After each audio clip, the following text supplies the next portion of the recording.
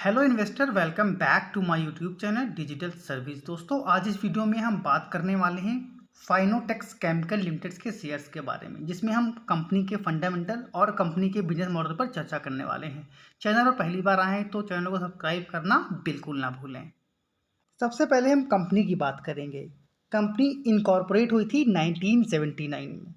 Company करती क्या है? Company textile, construction, water treatment, fertiliser, leather और पेंट इंडस्ट्री के लिए केमिकल मैन्युफैक्चर करती है। अगर हम कंपनी के प्रोडक्ट्स की बात करें तो कंपनी के पास 450 से अधिक प्रोडक्ट का निर्माण करती है, जिसमें pre treatment, dyeing, printing, finishing प्रक्रियाओं सहित इंटायर टेक्सटाइल वैल्यू चेन के लिए टेक्सटाइल केमिकल इन्वॉल्व है। इसके अलावा वाटर और oil based drilling fluid chemical, wide range of home care कीटाणुनाशक, डिटर्जेंट और सैनिटाइजर्स को भी मैन्युफैक्चर करती है।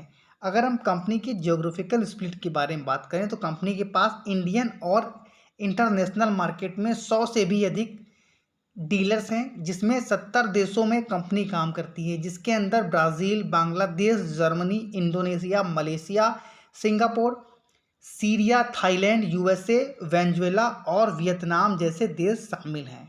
अगर हम कंपनी की बात करें तो कंपनी का जो 73% रेवेन्यू है वो डोमेस्टिक मार्केट से और 27% रेवेन्यू एक्सपोर्ट के माध्यम से आता है। मैन्युफैक्चरिंग कैपेसिटी की बात करें तो कंपनी के पास 3 मैन्युफैक्चरिंग सुविधाएं हैं, जिसमें 36,500 मीट्रिक टन वहाँ पे, अंबरनाथ मुंबई में 36,000 मीट्रिक टन और मलेशिया में 6,500 मीट्रिक टन तक की प्रोडक्शन कैपेसिटी है। अगर हम कंपनी के और भी कुछ भी चीज़ें हैं जिसमें इनकी स्ट्रेटजिक पार्टनरशिप हुई है, इन चीज़ों को जा करके आप लोग एक बार नज़र कर लीजिएगा। इसके अलावा कंपनी के जो क्लाइंटल बेस है वो भी काफ़ी स्ट्रॉन्ग है। इसके अंदर रेमंड, अरविंद, बॉम्बे डाइंग, दीपक फर्टिलाइज़र और पिडलाइट जैसे एक दिग्गज नाम भी शामिल हैं।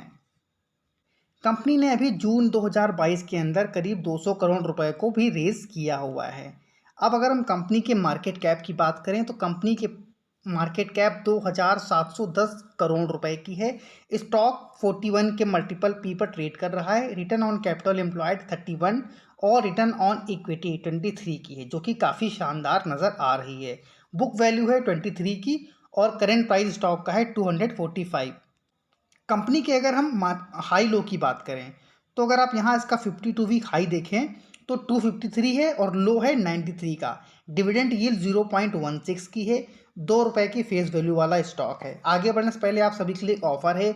जो भी हमारी पेड सर्विसेज हैं 7 डेज के लिए फ्री ऑफ कॉस्ट डेमो के तौर पर मिल रही हैं, जिसमें आपको future and option, cash, intraday, delivery based positional calls, कई तरह की कॉल्स दी जाती हैं, जिसके माध्यम से अगर आप ट्रेडिंग करते हैं तो लिंक डिस्क्रिप्शन में जाकर ज्वाइन कर सकते हैं। लिंक नहीं ज्वाइन करना है तो हम इस वीडियो पर भी समय समय पर उन स्टॉक्स के बारे में चर्चा करते हैं जिस स्टॉक्स में टेक्निकल चार्ट्स के ऊपर हमको तेज़ी की उम्मीद नज़र आती है।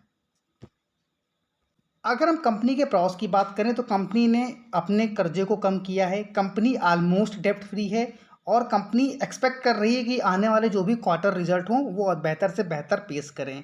यहाँ पर कुछ नेगेटिव पॉइंट्स हैं जिसको आप एक बार चाहो तो अवॉइड कर सकते हो। पहला पॉइंट क्या है? क्योंकि स्टॉक का जो वैल्यूएशन है वो हाई पर ट्रेड कर रहा है। दूसरा है कि प्रमोटर ने अपनी हिस्सेदारी 3 साल में करीब 6.5% से बढ़ाई है। लेकिन यहाँ पर आगे अगर आप देखें तो अभी भी जो कंपनी के प्रमोटर्स हैं उन्होंने पिछले क्वार्टर से, यानी कि मार्च 2022 के क्वार्टर से अगर आप देखें तो यहाँ पर उन्होंने अपनी हिस्सेदारी को बढ़ाया है। सिर्फ मार्च 2022 नहीं, अगर आप मार्च 2021 और दिसंबर 2020 में देखें तो कंपनी ने अपनी हिस्सेदारी को यहाँ पर बढ़ाया है। इसके पहले कंपनी के पास जो हिस्सेदारी थी 2019 में वो 71% की थी, लेकिन अभी भी कंपनी के पास जो प्रमोटर्स हैं उनके पास 50% से भी अधिक की हिस्सेदारी है। तो यहाँ पर कोई भी घबराने वाली बात हमें देखने को नहीं मिल रही है। एफआईआईज़ की बात करें तो एफआईआईज़ ने यहाँ पर प्रॉफिट बुकिंग करी है। 1.48% की हिस्सेदारी रखते थे सितंबर 2021 में, जो कि अभी इन्होंने घटाकर 0.04% की कर रखी है। लेकिन अगर हम बात करें यहाँ पर डीआईआईज़ के पास तो डीआईआईज़ ने अपनी हिस्सेदारी को बढ़ाया है। सितंबर 2019 में देखें तो मात्र 0.07% की हिस्सेदारी DIIs रखते थे, जो कि दिसंबर 2021 आते आते इन्होंने अपनी हिस्सेदारी को बढ़ाकर 6.15 का कर रखा था। और अभी इन्होंने जून 2022 में माइनर सी प्रॉफिट बुकिंग करी है, लेकिन अभी भी DIIs के पास 5.35% की हिस्सेदारी रखी है। पब्लिक के पास 29.67% की हिस्सेदारी देखने को हमको मिल रही है, जो कि काफ़ी ज़्यादा पॉजिटिव है। अब यहाँ पर अगर हम बात करें इनके पीएस की, तो Pidilite, SRF, Gujarat fluorochemical, Linde India, Aarti industries, solar industry, Deepak nitrite आदि इनके पीएस हैं, जिनके अगर आप प्राइस टू अर्निंग रेशियो देखें तो यहाँ पर दीपक नाइट्राइट को छोड़ दीजिए आप और आरती इंडस्ट्रीज को छोड़ दीजिए, तो ऑलमोस्ट यहाँ पर एक ही रेंज में आपको प्राइस टू अर्निंग रेशियो दिख रहा है, एक्सेप्ट पीडीलाइट, क्योंकि पीडीलाइट का वैल्यूएशन काफ़ी हाई है, 110 का है।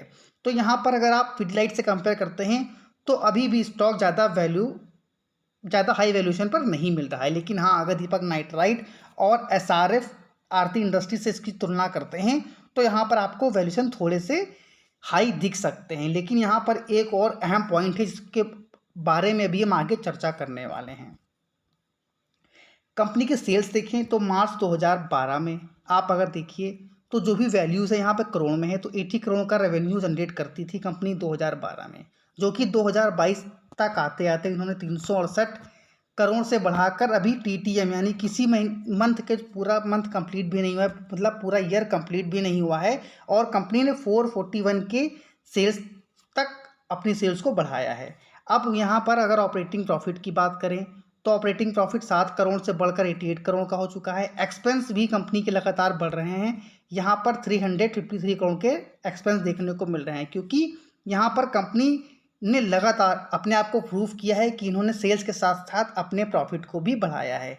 वहीं पर ऑपरेटिंग प्रॉफिट मार्जिन भी एक यहाँ बहुत ही मेजर फैक्टर रहने वाला है। ऑपरेटिंग प्रॉफिट मार्जिन अगर आप देखें तो 2012 में 9% का रहा करता था, जो कि 2022-23 तक आते आते इन्होंने अपने मार्जिन को बढ़ाकर 20% तक का कर लिया है, जो अगेन काफ़ी ज़्यादा पॉजिटिव पॉइंट है इस कंपनी के लिए। हालांकि अगर आप 2016 से कंपेयर करते हैं तो 2016 से आपको ये थोड़े से फिगर कम देखने को मिल सकते हैं, लेकिन अगर 15 से 20% तक का मार्जिन कोई भी कंपनी ऑपरेटिंग प्रॉफिट मार्जिन में निकाल रही है तो उसे हम एक अच्छा मानते हैं।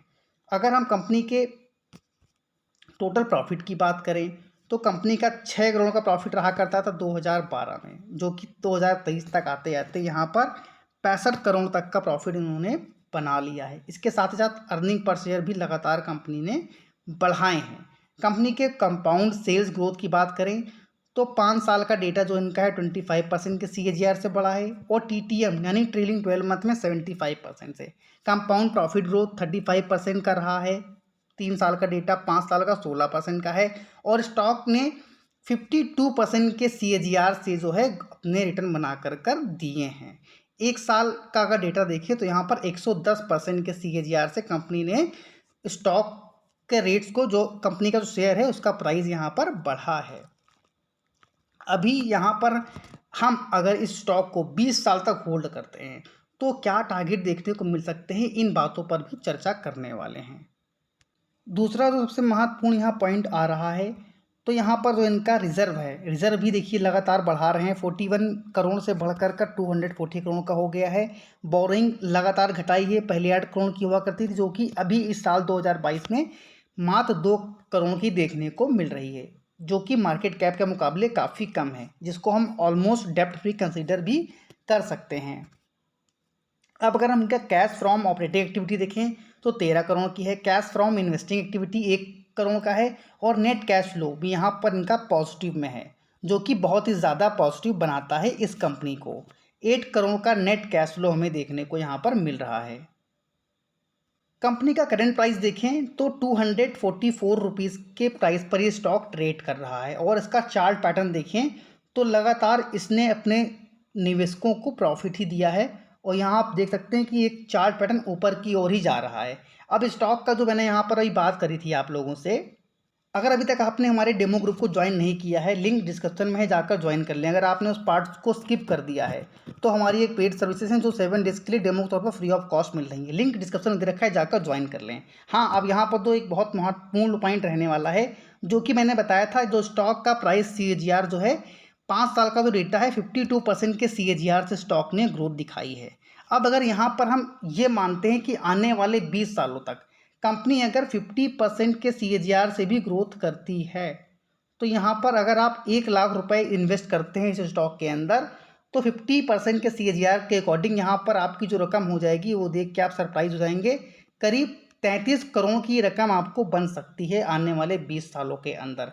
अगर मान लीजिए यहाँ पर स्टॉक ये परफॉर्म नहीं करता है, आगे चलकर कंपनी अभी एक स्मॉल कैप कंपनी है और ये लार्ज कैप कंपनी बनती है, और 25% के CAGR से भी अगर स्टॉक ने यहाँ पर ग्रोथ दिखाई, तो करीब 1 लाख रुपए जो हैं आपके यहाँ पर 87 लाख रुपए बन सकते हैं। तो ज़रूर आप लोगों को इस स्टॉक को फोकस में करना है। और सबसे ज़्यादा एक महत्वपूर्ण पॉइंट यहाँ पर और भी देखने को मिल रहा है, यहाँ पर आप सभी आशीष कचोलिया जी को जानते होंगे, जिन्होंने इस कंपनी के अंदर अपनी हिस्सेदारी को बढ़ाई है। यहाँ पर मिंट का एक आर्टिकल है जहाँ पर आप देख सकते हैं कि इनकी शेयर होल्डिंग पैटर्न अगर आप यहाँ पर देखें, तो कुछ दिन पहले इस स्टॉक में इनकी जो होल्डिंग थी वो 1.84% की देखने को मिल रही थी। यहाँ पर अगर आप देखें तो यहाँ पर इन्होंने अपनी होल्डिंग को बढ़ाया है और 1.93% का कर लिया है, जो कि एक बहुत ज़्यादा पॉजिटिव बात है। मैं ये बिल्कुल नहीं कह रहा हूँ कि आपने किसी भी निवेशक को देखा, यानी विजय कचोलिया, चाहे विजय केडिया जी हों या आशीष कचोलिया जी या RJ यानी राकेश झुनझुनवाला जी, आपको इनको फॉलो नहीं करना है। आपको इनको फॉलो तब करना है जब कंपनी के फंडामेंटल स्ट्रांग हो, कंपनी के बिजनेस मॉडल फ्यूचर ओरिएंटेड हो। क्योंकि मैं आप सभी भाइयों से अक्सर कहता हूं कि उन्हीं कंपनियों पर पैसा लगाइए जिस कंपनी के बिजनेस को आप समझते हैं और जिस कंपनी का आने वाले फ्यूचर में बिजनेस स्ट्रांग रहने वाला है, यानी कि उनके बिजनेसेस में कोई भी कमी हमको देखने को नहीं मिलने वाली है। तो ज़रूर आप लोगों को उस स्टॉक को नज़र बना कर रखना, उन स्टॉक्स पर नज़र बना कर रखना है। तो यहाँ पर एक बहुत ही ज़्यादा पॉजिटिव पॉइंट क्या है कि इतना प्राइस बढ़ने के बावजूद भी यहाँ पर अभी भी आशीष कचोलिया जी ने स्टॉक के ऊपर अपनी जो विश्वास है, अपने विश्वास को कम नहीं किया है और बढ़ाया है, जिसके कारण उन्होंने यहाँ पर अपने हिस्सेदारी को बढ़ाया है। अब यहाँ पर कंपनी के फंडामेंटल काफ़ी स्ट्रांग हैं और कंपनी का बिजनेस मॉडल भी काफ़ी अच्छा है। जो कोई रिकमेंडेशन नहीं है, सिर्फ एक एजुकेशन पॉइंट ऑफ व्यू से इस वीडियो को बनाने का मकसद है, आप सभी रिटेल भाइयों को कुछ सिखा सकूं, कुछ वैल्यू दे सकूं। तो इसी उम्मीद के साथ इस वीडियो को यहीं पर वाइंड अप करता हूं कि आप लोगों ने बहुत कुछ सीखा होगा। तो सिर्फ एजुकेशन के पॉइंट ऑफ व्यू से ज़रूर आपको इस स्टॉक को अपने रडार पर रखाना है, लगाना है और वॉच लिस्ट में ऐड करना है। अगर आपको ज़रा सा वीडियो पसंद आया है तो प्लीज़ वीडियो को लाइक करना और चैनल को सब्सक्राइब करना बिल्कुल ना भूलें। इसी तरह की क्वालिटी कंटेंट पाने के लिए आज ही चैनल को सब्सक्राइब करें और बेल नोटिफिकेशन को जरूर ऑन कर लें। Thank you for watching this video. जय हिंद, जय भारत।